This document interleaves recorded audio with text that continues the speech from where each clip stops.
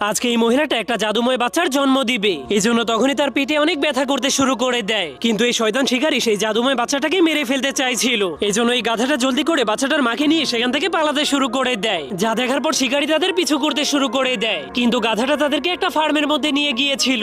সেখানে পশু পাখিরা বাচ্চাটার জন্য সবকিছুর ব্যবস্থা করে রেখেছিল। তখন জাদুময় বাচ্চাটার মা সেখানে বসে পড়লে গাধাটা বাহিরে গিয়ে তাদেরকে পাহারা দিতে শুরু করে। কিন্তু তখনই শিকারী তাদেরকে খুঁজতে খুঁজতে সেখানেও চলে আসে, আর সেই শিকারীর কুকুরগুলো গাধাটাকে বন্দি করে ফেলে। এরপর শিকারী বাচ্চাটাকে মারার জন্য যখনই ঘরের মধ্যে ঢুকতে শুরু করে, তখনই হঠাৎ করে সেখানে অনেকগুলো ভেড়া এসে তার উপর আক্রমণ করে দেয়। এমনকি উটেরা শিকারীকে ধাক্কা মেরে পাহাড়ের উপর থেকে নিচে ফেলে দেয়, কিন্তু গাধাটা তার শিকারী কুকুরগুলোর জীবন বাঁচিয়ে দেয়। এরপর তারা সবাই দেখতে পায় সেই জাদুময় বাচ্চাটার জন্ম হয়ে গিয়েছে। সে দেখতেও অনেক সুন্দর ছিল।